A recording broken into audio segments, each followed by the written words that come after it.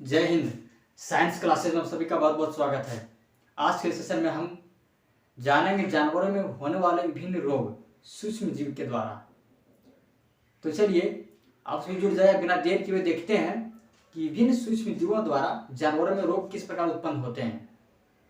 तो चलिए बढ़ते हैं। जानवरों में रोग उत्पन्न करने वाले सूक्ष्म जीव, जो सूक्ष्म जीव के माध्यम से जानवर में विभिन्न प्रकार के रोग उत्पन्न करते हैं। तो हम आज के सेशन में दो प्रकार की चीजों का अध्ययन करेंगे। एक तो जानवर के बारे में अध्ययन करेंगे कि जानवर में विभिन्न प्रकार के रोग सूक्ष्म जीव किस तरह से करते हैं, और दूसरे हम जानेंगे कि पौधों में जो रोग है वो सूक्ष्म जीव किस तरह से करते हैं। उत्पन्न करने वाले सूक्ष्म जीव को समझेंगे कि कौन कौन से रोग होते हैं और जानवरों में भी कौन कौन से रोग होते हैं सूक्ष्म जीव के कारण। चलिए सबसे पहले बढ़ते हैं जानवरों के लिए, जानवरों की ओर बढ़ते हैं। तो इसमें देखेंगे जानवरों में भी एंथ्रेक्स, लेप्टोस्पाइरोसिस, टैलोरीमिया, बोवेन टीबी आदि बीमारियां सूक्ष्म जीव के कारण उत्पन्न होती है। देखिए जानवरों में जो बीमारी है, एंथ्रेक्स है, लेप्टोस्पाइरोसिस है और टैलोरीमिया है और बोवेन टीबी है, इत्यादि बीमारियां जो सूक्ष्म जीव के कारण उत्पन्न होते हैं। और हम लोग प्रायः इसकी बीमारी को नाम हम लोग जानते नहीं है।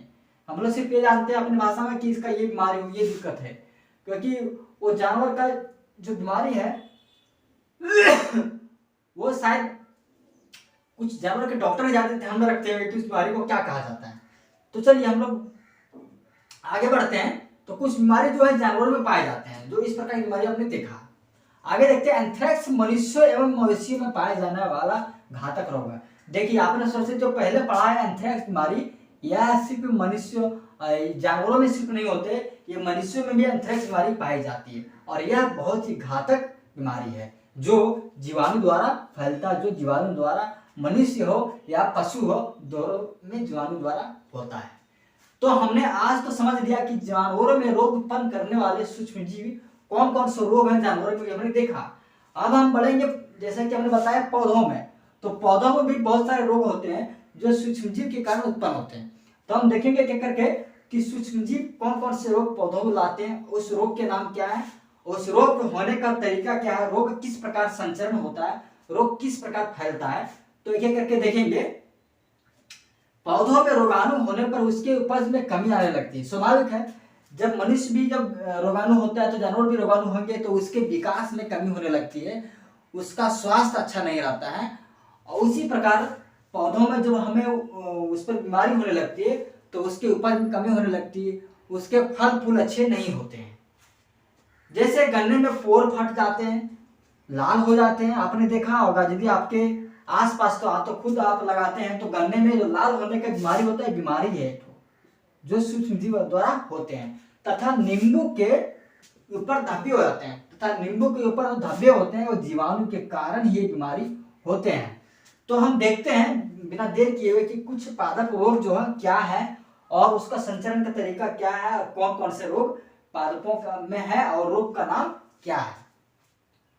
पहले कॉलम में आप देखेंगे तालिका में तो पादप रोग है, दूसरे कॉलम की ओर बढ़ेंगे तो आप सूक्ष्म जीव है, तीसरे कॉलम की ओर बढ़ेंगे तो संचरण का तरीका है कि वह जो रोग है सूक्ष्म जीव द्वारा वो किस प्रकार फैलता है। सबसे पहले रोग में देखेंगे तो नींबू कैंकर है। नींबू में होने वाला एक रोग है, उसका नाम है नींबू कैंकर। ये पादप रोग है, ध्यान रखेंगे, पादप मतलब पौधे, पौधे में होने वाले रोगों का नाम है। तो नींबू कैंकर में जो रोग होते हैं सूक्ष्म जीव जीवाणु का कारण होते हैं। किसका कारण होता है? जीवाणु का कारण। आप ध्यान रहेगा, आप भूलेंगे नहीं कि जब हमने सूक्ष्म जीव का बारे में सेशन जो स्टार्ट किया था उसमें सूक्ष्म जीव के बहुत प्रकार पढ़े थे। तो उस सूक्ष्म जीव के एक प्रकार में से एक है जो जीवाणु है।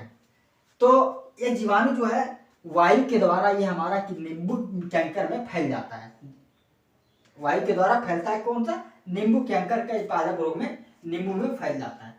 अब हम देखेंगे नींबू के बाद गेहूं की रस्ट। गेहूं की रस्ट बीमारी का नाम है, पादप रोग जैसा आप देख रहे हैं।